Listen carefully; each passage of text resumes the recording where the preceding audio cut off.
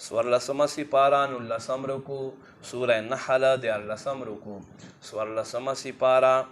19 رکو سوره نحل 14 رکو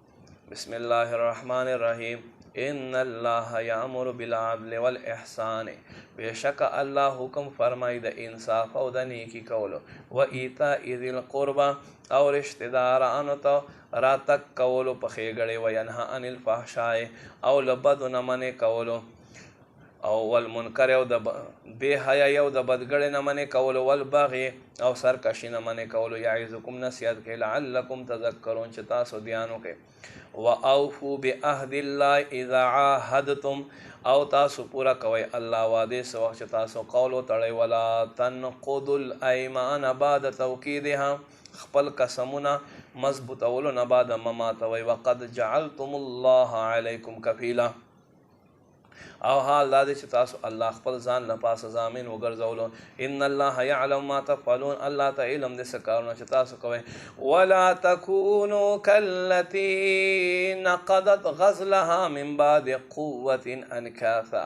او تاسو هغې په شان باندې مه کېږئ چې دې خپل تار مضبوطۍ نه بعده ریزه ریزه ټوټې ټوټې کړو تتخذون ایمانکم دخل بینکم تاسو خپل منځ کې خپل قسمونه بې اصل بهانو سره ماتوئ ان تکونه امة هي اربع ادا چې یو جماعت د بل جماعت نه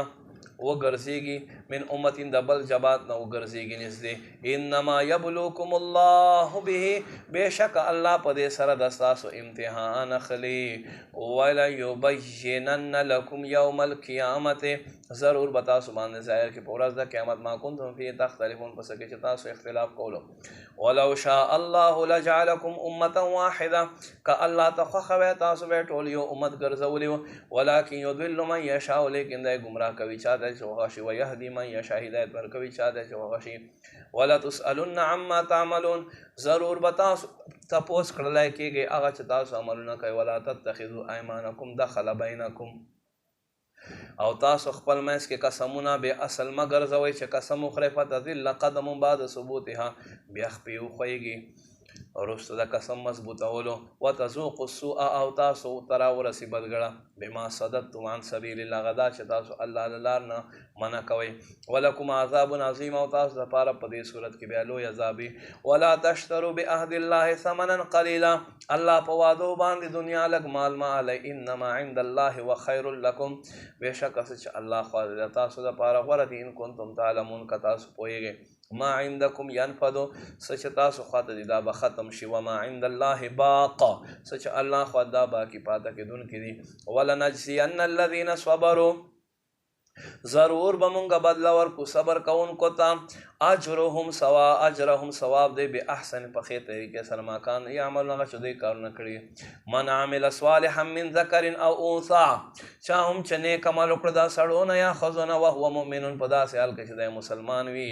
فلنحیینه حیاتا طیبه ضرور به مونږ دته ښه ژوند ور عطا کو ولنجزینهم ضرور به مونږ ته د بدله ورکو اجرهم ثواب د به احسن په ښه سره ما کانو یعملون هغه چې دوی عمل کړی فاذا قرأت القرآن فاستعذ بالله پس هر کله چې ته قرآن تلاوت کوي الله پناه غواړه من الشیطان الرجیم هغه مردود له شیطان نه انه لیس له سلطان بېشکه د کابو نشته په خلکو باندې علی الذین خلق امن چې ایمان راوړو